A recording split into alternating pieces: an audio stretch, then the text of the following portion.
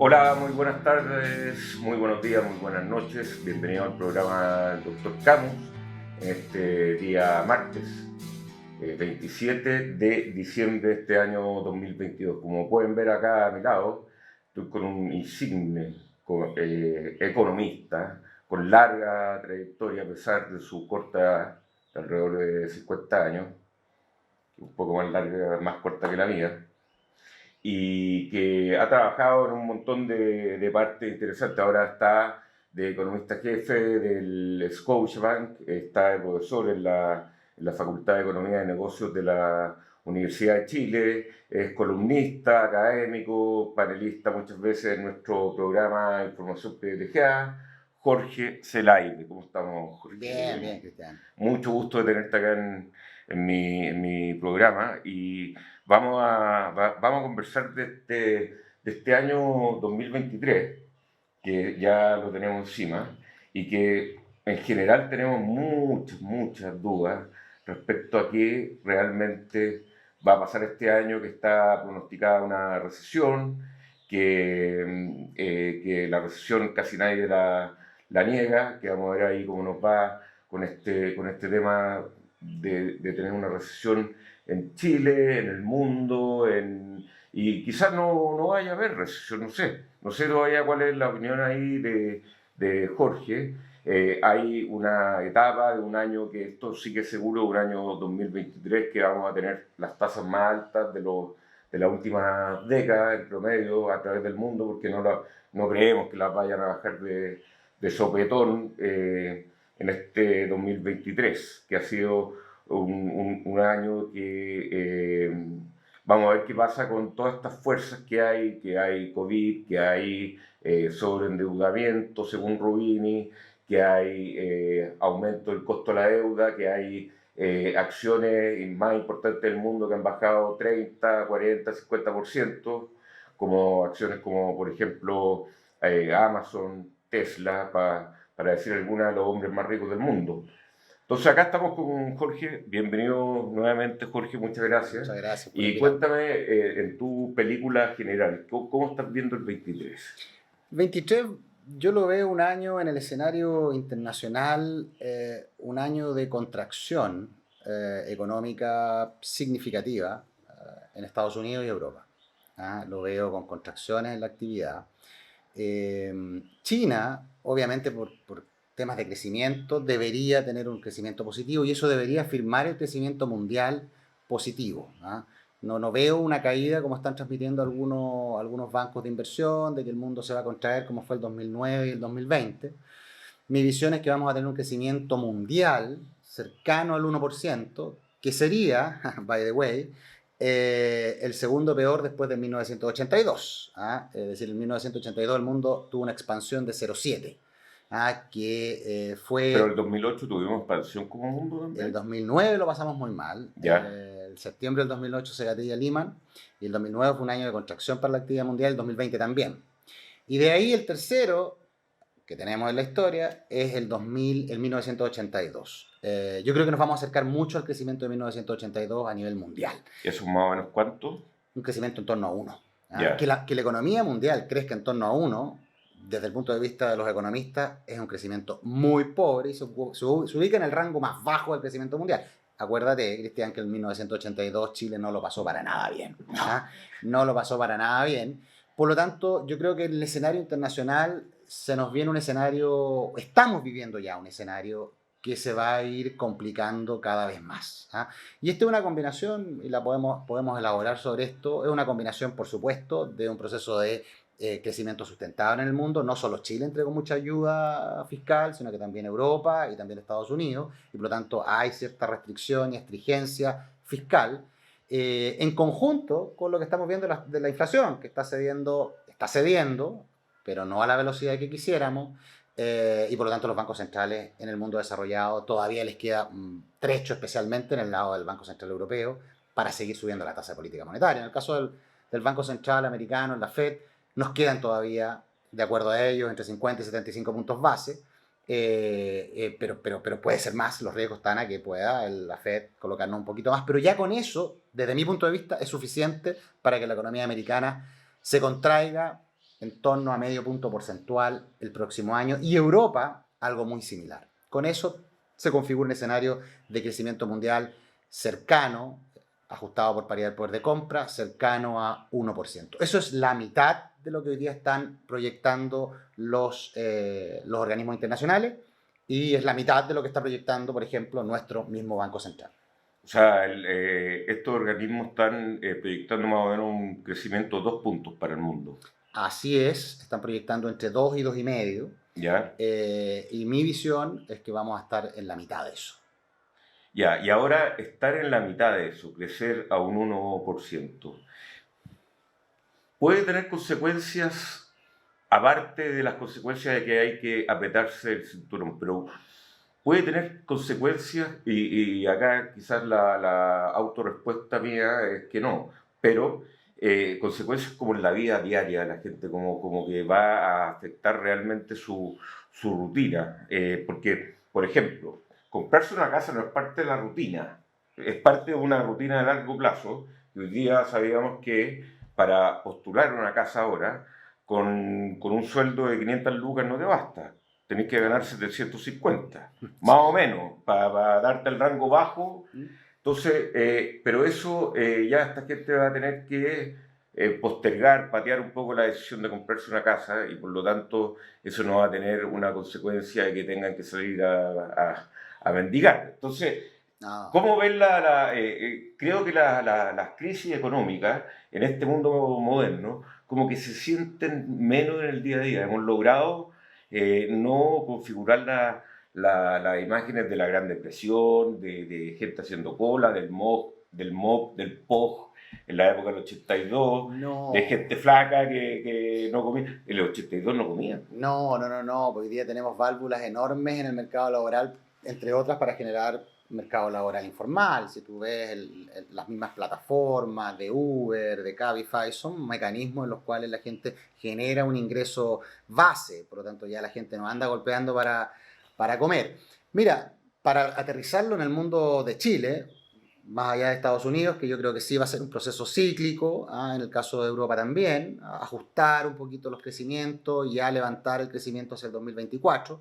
En el caso de Chile tenemos bastante sal y pimienta para que nos vaya bien, ojalá, la segunda parte del 2023 o eventualmente nos quedemos abajo y sea una caída de... Mi visión es que este año vamos a caer en torno a 2%, muy explicado por cifras negativas que ya se incubaron, que ya vienen y que van a continuar hasta mediados del próximo año, pero la velocidad de salida va a depender de varias cosas locales y eso va a implicar mucho de cómo le vaya a la gente y cómo sienta eso en su bolsillo. Es decir, si a la gente ha sentido que le ha costado hoy día conseguir un crédito hipotecario, que las tasas están más altas, que los pies tienen que ser más altos, que las viviendas han retrocedido pero no lo suficiente para compensar, que el acceso al crédito ha disminuido, que el crédito no hipotecario se ha disminuido significativamente. Nosotros regresamos en términos de apalancamiento de los hogares más de una década. Hoy día la gente ha recuperado el crédito, pero ha recuperado el crédito rotativo, el crédito de la tarjeta de crédito, el crédito de consumo, el crédito de las pymes. Todavía no se recuperan los niveles pre-pandemia. Estamos con un desapalancamiento a nivel de hogares y de pymes, te diría yo. Hemos retrocedido una década. ¿Eso se refleja en los volúmenes de los bancos que tú...? Por supuesto, los bancos están hoy día, si tú miras las estadísticas de toda la banca, los bancos se mueven más o menos parecidos, nunca, y aquí estamos rompiendo récord, nunca habíamos tenido un crecimiento del crédito hipotecario tan bajo. Hay crecimiento, eso sí, o de crecimiento. De 0,8% real, nominal contracción, pero real, ajustado por inflación, de 0,8%. Nunca habíamos tenido ni siquiera la crisis subprime, ni siquiera en lo peor de la pandemia habíamos tenido, desde que tenemos estadística de crédito hipotecario. Y si uno lo mide, y acá capaz que te pille, y me decís, te pille, ¿cómo se miden en términos de, no el valor, sino que el término de SKU, o sea, cantidad de créditos que se han cursado en el último tiempo versus la cantidad que se cursaban antes? Porque quizás la gente ya ahora no va a pedir tanto, va a pedir menos, pero la cantidad de gente que está funcionando con el crédito se mantiene más o menos estable. Entonces, ¿cómo es No, esa variable? esto es una combinación de menor volumen de crédito y menor cantidad de personas. Y cuando tú ves la estrigencia por el lado de la oferta y por el lado de la demanda, van las dos en la misma dirección. La gente está demandando menos y los bancos están cuidando sus balances también con restricciones crediticias. Por lo tanto, esta combinación donde te hablo de una contracción del crédito a nivel de hogares en 12 meses y un leve crecimiento marginal en el crédito hipotecario es una combinación de menor Q y de menor P. ¿Ah? Ahora, cuando vamos a ver los estratos socioeconómicos, hay viviendas que han resistido mejor, hay precios de vivienda y segmentos socioeconómicos que han resistido mejor, las viviendas de más de 8.000 UF se han desacelerado más fuerte que lo que lo han hecho las viviendas de 2.000 a 4.000 UF. Pero ciertamente es un proceso bastante sincronizado de desaceleración en el crédito. ¿Ah? Eso también depende, y aprovecho que tú estás presente en un banco que no tiene, que es un banco de participación de mercado mediana baja, digamos, el Scotiabank. El Scotia es un banco es el tercer banco más grande hoy día de Chile en términos de participación de mercado. Tenemos Chuta, un 15%. sí, porque me equivoqué tanto. Tiene un 15%. Está entonces el Banco de Chile, Santander, sí, somos el tercer BCI. banco. No, nosotros estamos arriba de en BCI colocaciones. En colocaciones, sí.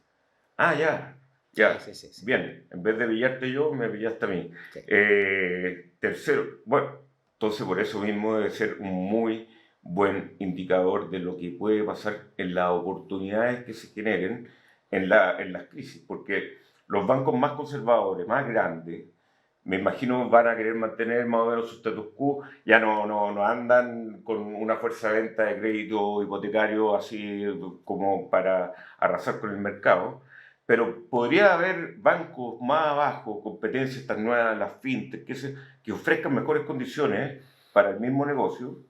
¿Cómo lo están viendo eso? Yo te diría que todavía los bancos son los principales en el mundo hipotecario, son los principales, hoy día la participación de las compañías de seguro sigue siendo menor, los bancos son los principales proveedores de crédito hipotecario y obviamente ya en el mundo del consumo, ahí tienes más competencia.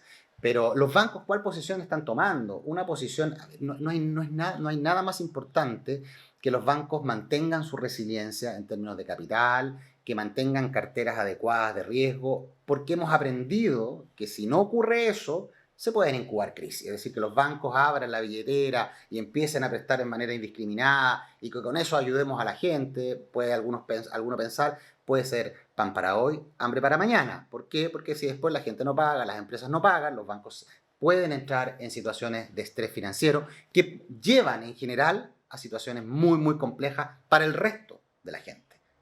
Cuando los bancos están en problemas, todos estamos en problemas. Y eso es algo que hemos aprendido. Eso es algo que hemos aprendido, no solo en la crisis subprime, sino que lo han aprendido los reguladores. De ahí que hemos tenido Basilea, estamos en Europa en Basilea 4. Robustecer los indicadores de capital, que los bancos tengan comportamientos adecuados en términos de quienes les prestan y también una base de depositantes minorista amplia. Bueno, hay muchas cosas que conversar. Entonces, ahí como... en cada crisis se aprenden cosas. En la crisis anterior salió la ley Volcker que reforzaba a los bancos, ahora salió la ley después del 2008 que refuerza la reserva, pero al final los refuerzos siempre nos encontramos con alguna cisne negro, con alguna particularidad que no la estaba viendo el mercado y que ahora, al parecer, mirando así desde... todo está más sólido y no se nos viene un cisne negro. Mira, ¿cuál es la... bueno, volviendo un poco a lo que me preguntaste de cómo este escenario internacional se traduce en Chile, tenemos hartos ingredientes y sal y pimienta que podemos colocar o no colocar de manera de que el proceso de transición sea cíclico y no sea estructural. Y ahí entra, por supuesto, el proceso constituyente, donde yo tengo una lectura más benevolente de la que tenía, obviamente más benevolente de la que tenía antes de septiembre 4, pero aún más benevolente de acuerdo por el acuerdo constitucional. Creo que esto se puede ratificar en mayo con la elección de los consejeros. Si efectivamente se logran los equilibrios políticos que están también en el Congreso, podríamos tener un escenario constitucional bastante benigno, ¿ah? Es decir, un check and balance que debería ocurrir hacia adelante. Eso era parte de lo que yo comentaba hoy día un poco en la semana, de lo que ha estado pasando acá. Hay como un ambiente ya que Chile no se volvió loco, por lo menos.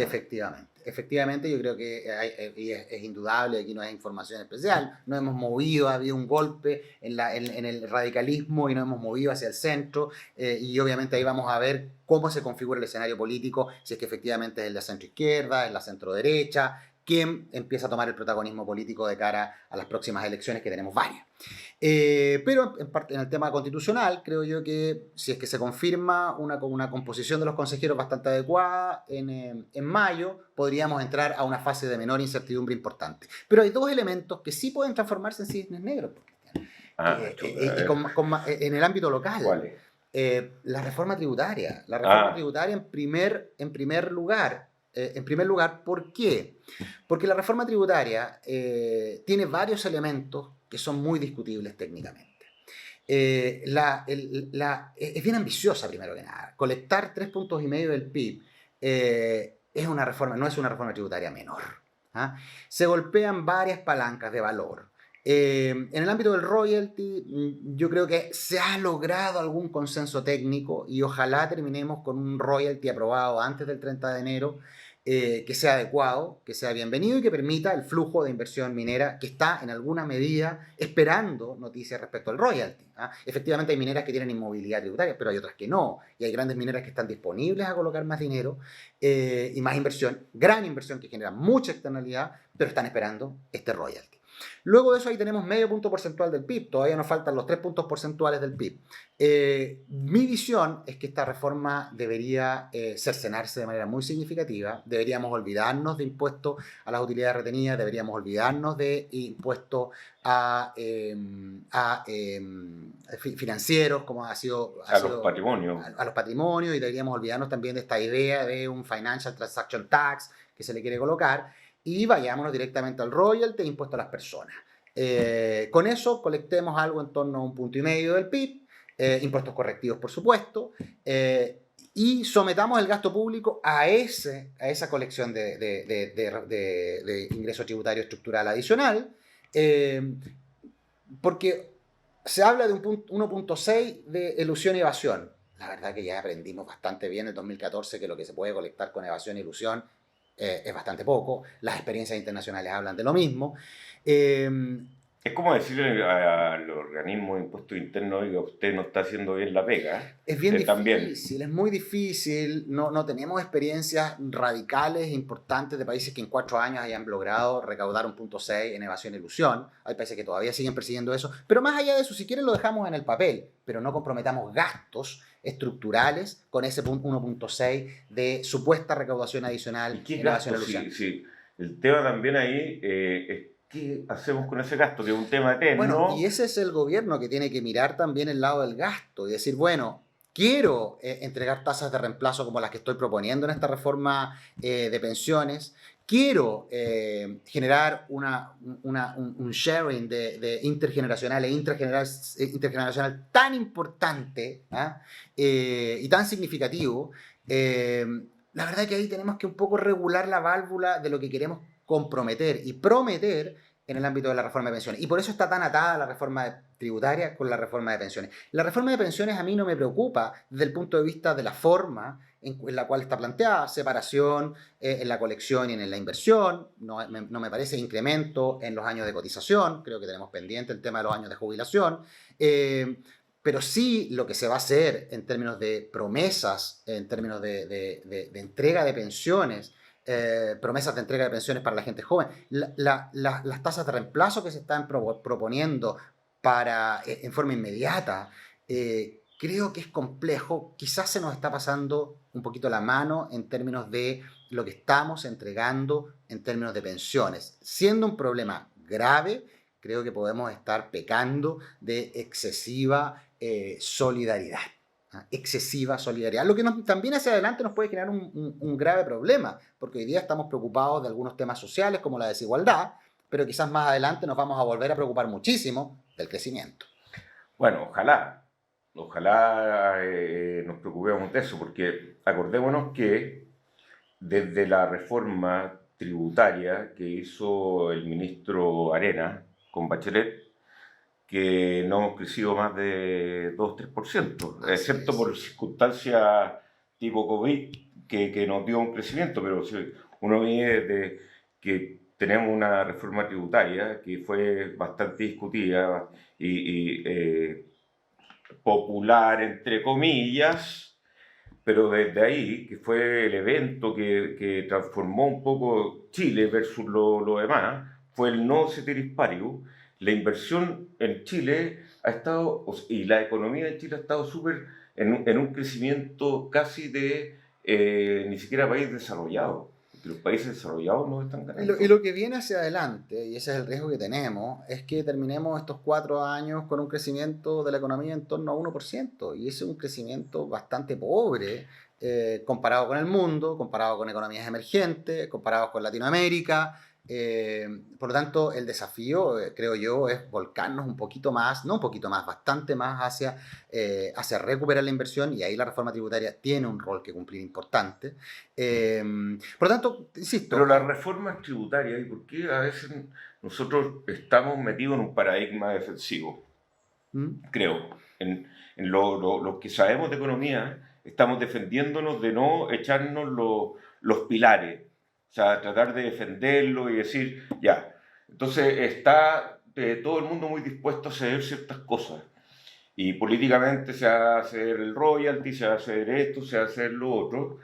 Pero al final, esto sea el paso, nos quitan la capacidad de lo último que dijiste, de crecer de verdad, de meterle una bomba robusta de crecimiento a este país. Como país chico creo que muchas veces necesitamos algo más allá de que simplemente corregir un poco el rumbo desde la locomotora. No, acá se requieren giros a veces, giros más bruscos, porque somos muy chicos. Son muy chicos. Mira, el precio del cobre, y esto era parte también de lo que te quería comentar, desde el estallido social, el 17 de octubre, el precio del día antes del cobre, al día de la semana pasada, que hice un análisis, ha crecido 40% ¿Mm? nuestro sueldo. Eso significaba que la economía no iba a crecer un 40%, pero tenía una base muy sólida para seguir creciendo, para tener un tipo de cambio decente, para que siguiéramos como viajando a tipo de cambio bajo, tuviésemos importaciones y zapatos baratísimos, la inflación nadie la conocía.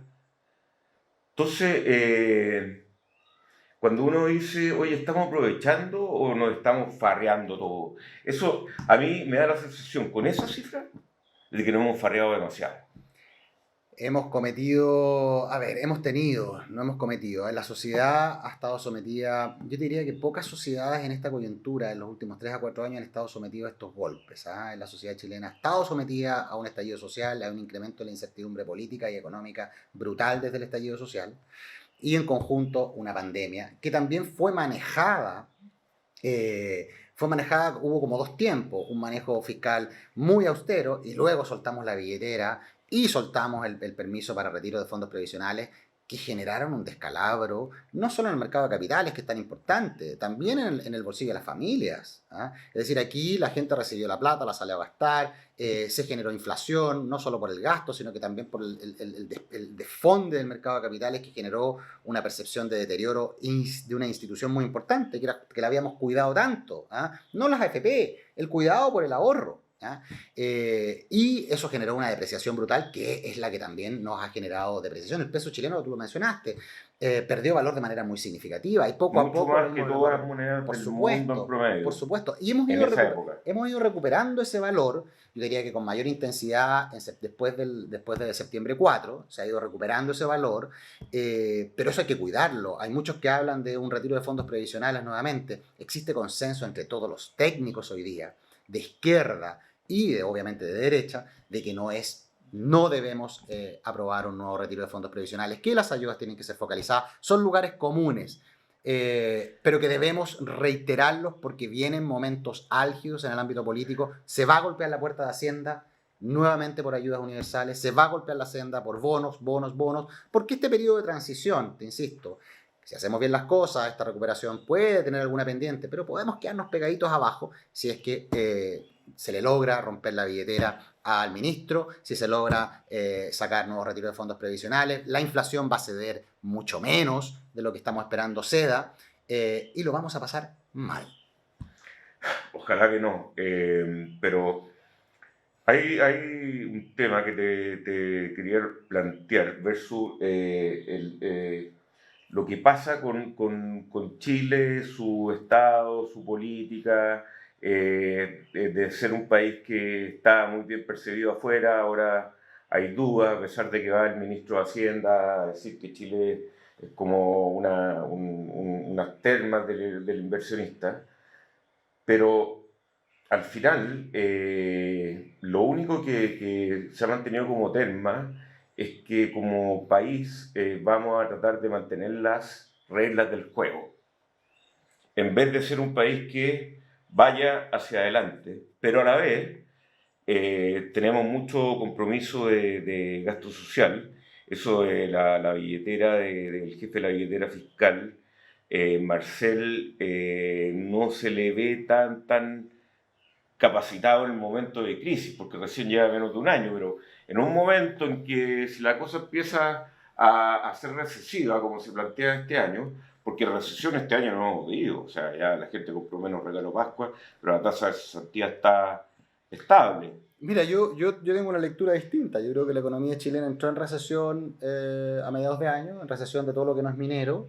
Ya estamos en una recesión técnica de todo lo que es sector minero, que es el 90% del Producto Interno Bruto. Las empresas con las que yo converso en el ámbito del consumo están sintiendo el golpe y lo están sintiendo en número de ventas, en la imposibilidad de realizar traspasos adicionales del incremento de costo. La creación de empleo está básicamente estancada cuando juntas a los formales y los informales. Todos los indicadores económicos, el nivel de confianza, la inversión proyectada, están todos mostrando que la economía definitivamente tiene una recesión de crecimiento y de expectativas. ¿Ah? Y esos datos, los datos ya están mostrando datos negativos, vamos a continuar viendo datos negativos. Y lo que me preocupa es que llegando marzo surjan las voces del populismo económico. ¿Ah? Y eso me preocupa muchísimo. Me preocupa que vuelvan las voces del populismo económico. Que los bonos marzo, es que mire, el precio del cobre está ahora van a presentar un paquete antiinflación, ¿o no? Bueno, vamos a ver cuáles son las características. Espero que no sea como la española, que quiere bajar el IVA y se nos desfonda la principal recaudación tributaria. Espero que sea una medida focalizada y que sea efectivamente, no someta nuevamente a estrés a la institución macro que tenemos, a los equilibrios macros. El problema es que perdimos todos los equilibrios macro. Crecimos 12%, por supuesto, pero perdiendo todos los equilibrios macro. Es como que el taxista vendió el taxi para financiar el consumo. Y después al día siguiente, bueno, ¿y de qué trabajo? Por supuesto, rompimos el chanchito. Y esa situación... Ese es un ejemplo clarísimo. Vendí la gallina de los huevos, por lo menos. No sé si de oro, pero la que pone huevos y uno se come los huevos. Entonces, sí, yo te voy a plantear un tema de tratar de ver el vaso medio lleno. Por el tema de la reforma previsional. Hay elementos positivos. O sea, va a aumentar un 60% el ahorro obligatorio. A ver, Cristian. No, sí sé. En teoría, ¿ya? 60%, o sea, aportamos el 10 y ahora el 6% adicional lo va a aportar el empresario. Eso es un truco para decir que no lo paga el trabajador. Al final el trabajador paga la plata fungible. Entonces, bueno, pero 6%, ¿ya? Eso, pongámosle que una parte de eso, un 20%, no sé si lo tienen medido o no, va a entrar al fondo solidario para repartir esa plata. Pero ya, pongámosle que sea el 20%, el 25%, ya, vamos a tener 3 puntos más de ahorro. Eso, en el largo plazo, hay que administrarlo. Primera cosa. O sea, hay que administrarlo, hay que tener gente idónea para ir y decir, oye, sí, ¿sabéis qué? Me voy a meter en estos proyectos que ahora puedo de los family apartment y cuestiones así, o fondos inmobiliarios, o qué sé yo. Venture capital, y por lo tanto, va a haber una masa, un 30% más, que capaz que lo termina administrando la AFP, que demostraron un know-how de administración extraordinario. O sea, casi le ganaron a todos los benchmarks, por poco, pero le han ganado. Entonces, y la parte, ya pongámosle que da lo mismo, la parte operativa y este ente que va a recaudar, que en vez de demorarte un minuto en pedir tu proceso de pensión, a través de una AFP, vaya a tener que ir para allá, hablar con una señora con anteojos que te va a sacar 5 fotocopias. Entonces, ¿cómo que? Y ahí vamos a perder eficiencia del sistema y la gente va a quizás demostrar el descontento por otro lado. ¿Me voy a entender? Te das a entender perfectamente. A ver, primero, yo los números que yo manejo en mi cabeza de esos 6 puntos adicionales, gran parte de eso se va a ir directamente a financiar consumo. ¿Ah? ¿Por qué? Porque esta plata... porque le van a pagar mal o porque viejos jubilados porque ahora. vas a entregar efectivamente, vas a entregar hoy día más platita importante para mejorar las pensiones de hoy día. Por lo tanto, de ahorro neto, esos 6 puntos adicionales, en el largo plazo sí vamos a tener, pero los próximos 4, 5, 6 años, la verdad que va a ser muy marginal. A mí no me preocupa tanto los activos bajo administración de las AFP. Me preocupa, es decir, yo no tengo tanto problema en que hayan 220.000 millones de dólares o nos quedemos con los 170.000 y empiezan a crecer poquito. Lo que quiero es que no se toquen. ¿Ah? Que se mantengan pensando en ahorro de largo plazo para los pensionados, para los jubilados. ¿Y eso qué significa? Que no abramos la válvula de autopréstamos, que no abramos la válvula de nuevo retiro de fondos de pensiones. No es tan distinto tener 170.000 millones de dólares o tener 220.000 millones de dólares. Sí, para una semana yo podría decir, sí, yo con esos 50.000 millones o 40.000 millones de dólares puedo hacer muchas cosas. Sí, pero dejemos tranquilitos los 170.000 y que los administradores ganen por sus propios méritos. Yo creo que sí, que efectivamente los administradores actuales de los fondos de pensiones son magistrales en su trabajo y probablemente van a ganar la competencia cuando se abre el campo para que entren otros administradores. Saben hacer el trabajo y probablemente saben hacer muchas de las cosas que se le está pidiendo a este nuevo ente colector, mucho mejor de lo que lo va a saber hacer el colector en muchos años de experiencia. No me preocupa tanto esa pérdida de eficiencia, me preocupa que dejemos tranquilos que los administradores tomen las decisiones de inversión adecuadas, que hoy día no se están tomando, producto de que estamos todavía con los riesgos de nuevo retiro de fondos de pensiones y tenemos abierta la puerta de una reforma de pensiones que no se va a cerrar probablemente hasta mediados del próximo año. ¿Ah? Y por lo tanto están invirtiendo menos en los activos y líquidos, están obviamente resguardándose y tomando duraciones más cortas, por lo tanto no están generando el valor que generaban, el valor sistémico que generaban estos 170.000 o 200.000 millones de dólares que se generaron en el pasado y que fueron tan bienvenidos en el crecimiento y en bajas tasas de crédito hipotecario a los que accedieron las personas, en el control indirecto de la inflación, por supuesto que fueron parte de eso también, en la profundización cuando una empresa, cuando un exportador llama por teléfono y pide un derivado porque quiere, bueno, eso es parte de las AFP. Las AFP lograron que se fuese desarrollando el mercado de derivados en Chile, fueron los principales artífices de eso con una regulación acorde. Entonces, a mí no me, te insisto, de la reforma de pensiones me preocupan estas promesas de entrega de tasas de reemplazo, de solidaridad forzada. No me preocupa tanto que no se incremente la tasa de ahorro, pero sí que se deje lo que tenemos hoy día y que se empiecen a acumular el 10%, se deje tranquilito eso. Que hayan dos administradores, mira, que haya un colector, que se abra el campo para más administradores.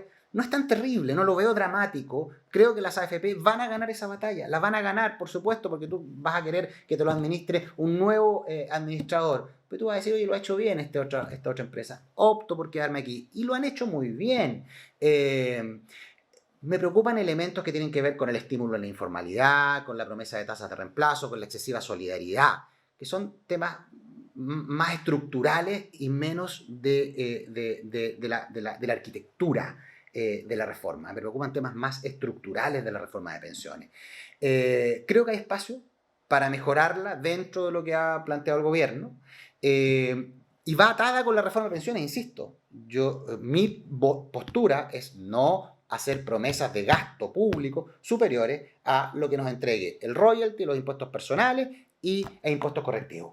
Es decir, esos 3 componentes de una reforma de pensiones ambiciosa ya, colectando 1,5 puntos del PIB, y esas promesas sean las que sean parte del gasto público en pensiones y en salud. Yo me quedaría con una reforma de esa naturaleza, en conjunto tributaria y pensiones, y creo que si se logra eso, efectivamente podríamos salir esta segunda parte del 2023 con alguna velocidad. Tú veis, Jorge, que en general los que hemos participado del sistema financiero y entendemos cómo funcionan las cosas y ponemos el grito en el cielo por muchas cosas y que al final se tenía razón, pero al final, siempre más o menos al final, no es inmediatamente. Ahora en el caso de los retiros fue inmediatamente, porque la inflación se Fuimos varios disparó los economistas y que se lo dijeron. debilitó el sistema, las acciones del Banco Central inmediatamente ya empiezan a tener frutos, pero yo siento que las AFP, la ISAPRE, todos estos organismos particulares que hacen servicios públicos, en el fondo, han tenido mucha eh, poca flexibilidad para ir adaptándose a lo que pueda ir pasando. Y acá en esta conversación yo me doy cuenta que hay que tener la flexibilidad en la cabeza, no simplemente ir a atacar y decir lo mejor del mundo son las AFP, porque puede ser, pero no, para la gente parece que no son, entonces hay que ceder. Entonces, ¿tú cómo ves ese espíritu de ceder, no de someterse, de ceder? Porque al final nos estamos sometiendo, siento yo. Yo veo que sí hay desde el mundo privado espacio para adecuarse. Yo creo que las AFP han levantado los puntos, su capacidad de colectar y pagar es buena, pero si ustedes no quieren que utilicemos nuestras habilidades, perfecto, dejemos que el campo funcione. Si ustedes quieren abrir el campo para que haya más administradores, las AFP, créeme que están dispuestas a eso porque saben que probablemente van a ganar la batalla en el mercado, con las reglas del mercado, se la van a ganar a muchos nuevos administradores y van a probablemente, no me extrañaría que sean las mismas administradoras actuales las que administren gran parte de las obligatorias en el futuro, porque lo saben hacer, porque saben informar el valor cuota, porque mantienen páginas web que son bastante informativas, y eso es muy costoso. Esos son años de experiencia de qué es lo que los clientes quieren ver, qué es lo que quieren analizar, la cartola que quieren sacar, los excesos que quieren retirar. Hay mucho micromanagement que las AFP han adquirido en estos años. ¿Cometieron errores? Sí, cometimos errores en promesas en promesas que fueron mal entendidas. Está bien, yo creo que el En sector promesas que privado, eran generales, no era de cada uno. por ¿No? supuesto, no, me parece bien. Yo veo apertura del sector privado de los administradores, veo apertura también de las ISAPRES. Por supuesto que en las ISAPRES tenemos 150.000 planes, hay una confusión respecto a los beneficios que tú obtienes de acuerdo a un proveedor y otro. Pero lo que se nos olvida muchas veces es que las ISAPRES son nuestros grandes negociadores frente a los proveedores de salud. Eso es una cosa que mucha gente... Ya, pero ahí cualquiera te diría, oye, pero hay SAPs que son integradas Pero verticalmente. muchas otras no. Y negocian con las clínicas, y negocian con los proveedores de salud, y llegamos a justamente, o si no, quizás usted que tiene que hacerse una radiografía, le cobrarían 200.000 pesos por esa radiografía. Pero llega la ISAPRE, con la cual usted adquiere un plan, la ISAPRE se compromete con el proveedor de salud, y usted logra un precio de 100. Producto de que la ISAPRE negoció con todos sus clientes de cara a este proveedor de salud. Se nos olvida eso, yo no lo he escuchado. Aparentemente no, las ISAPRES como si nosotros fuésemos a negociar directamente con el hospital en forma particular. ¿Cuánto te cobrarían en forma particular? Bueno, la gente que no tiene Yo no tengo ese tipo idea en de... realidad, pero sé que el sistema de salud está en una coyuntura ahora, complejísima. pero la pregunta que me haría, tú que eres bueno para los estudios, es cuánto rinde una plata metida en la ISAPRE en rendimiento de salud versus la plata metida en FONASA en rendimiento de salud. O sea, ¿qué me refiero a rendimiento de salud? O sea, ir a vaya a tener guagua, a veces papá, ir a una clínica que te atiendan bien, no tener que andar buscando el anestesista tú mismo, no tengo idea, un montón de cosas que yo me acuerdo cuando recién empecé a trabajar y ya tenía ISAPRE y todo, llegué y me operé la rodilla con el doctor de la selección chilena, con Orizola, pero antes, cuando estaba en el sistema de la universidad, me operé la rodilla con un señor que cuando me estaban revisando en la astroscopia, se dio cuenta de que yo en realidad tenía el ligamento cortado y no los meniscos nomás.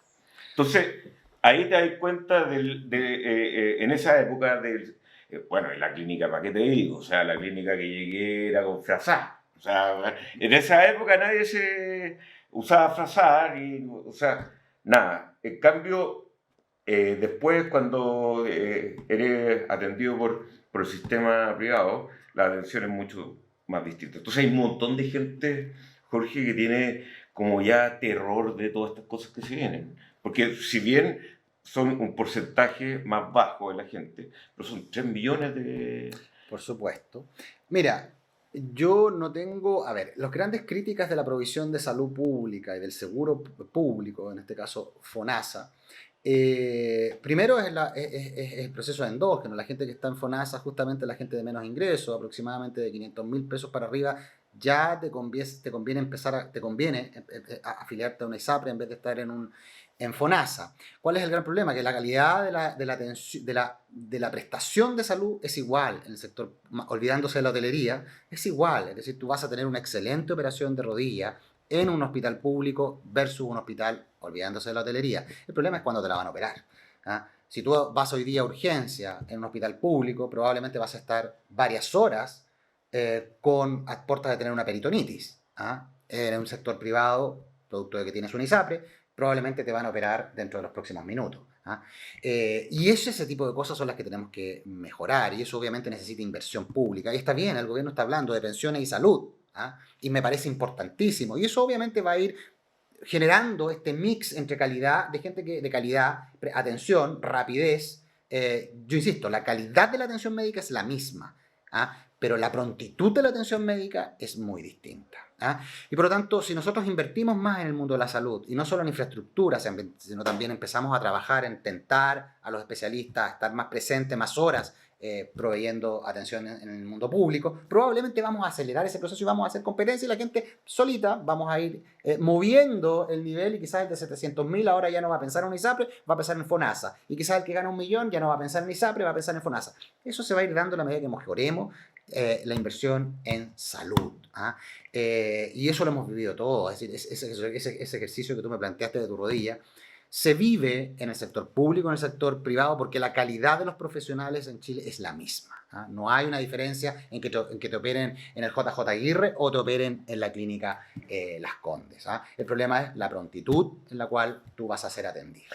Ya, para ir terminando, nuestro tema era el 2023. ¿Cómo se viene el 2023? Ya. Listo, ya lo tenemos más o menos resuelto, se viene un año difícil. El 2024 vamos a asomar la cabeza y nos vamos a enrumbar hacia un destino más claro como mundo, o puede llegar a ser peor. Mira, Ceteris paribus, sin sí, COVID, sin... Sí, sin saber que eventualmente podemos tener muchas sorpresas y huracanes y cualquier cosa. En Estados Unidos y Europa se asoman con mejores años, especialmente en Estados Unidos. Yo diría que vamos a ver lo de Estados Unidos básicamente cíclico. ¿Ah? En Europa hay temas estructurales que están de basales, ¿ah? Pero también es cíclico. Europa no va a lograr tasas de crecimiento de 3 o 4%, pero va a recuperar el crecimiento en 2024. En Chile tenemos el enorme desafío de no quedarnos abajo. ¿Ah? Y ese desafío de no quedarnos abajo y acompañar el envión de recuperación del mundo que esperamos hacia fines del 2023 y ya entrado 2024 y 2025 va a depender de cómo hagamos las cosas en nuestras reformas y en nuestro proceso constitucional. Lo que acabamos de conversar, un buen proceso constitucional, una buena reforma tributaria, que la acabo de señalar como la quiero o como me gustaría, y una reforma de pensiones también como la acabo de señalar, que creo que serían muy buenos ingredientes para generar calma social, mejorar los indicadores de desigualdad, pero también cuidando la institucionalidad y los balances macro. O sea, como conclusión, ¿tú esperas que el año 2023 sea un poco más duro que lo que espera en general los organismos? O sea, una caída en Chile del 1% se espera. No, del PIB yo espero que el PIB de Chile caiga 2%. 2%, por eso. Ahí está pero no hay una mirada catastrofista que todo se está destruyendo ni nada de eso. No, esto está siendo bien en cámara lenta. Desde julio, que veníamos muy bollantes, nos hemos ido cayendo de a poquito, y no veo palancas de valor que nos vayan a levantar, a menos que hagamos muy bien las cosas, y eso, si es que ocurre, va a ocurrir a mediados del 2023. Ok, don Jorge Zelaibe, muchas gracias por estar acá. Jorge Zelaibe Carrasco. Así es. ¿Ah? Así es. Sí, lo vi ahí, Carrasco, un gran apellido tradicional chileno. Muy tradicional. ¿Sí? Muy tradicional. Es de los quintos más o menos de la guía, ¿o no? Es de los quintos, sí. ¿Ah? No, es de los principales, sí. Es un apellido. Porque está González, Pérez, Rojas. Y Carrasco debe venir o sea, es parte de los top 10. Top 10 definitivamente, Muy un bien. apellido de origen Porque vasco. Salaibe no hay nadie No, casi. ese- Tú eres el único. ese vasco no es. Muy bien, muchas gracias. Que hayan disfrutado este programa. Nos vemos en otra oportunidad. Que nos hagan feliz año nuevo. Feliz año nuevo.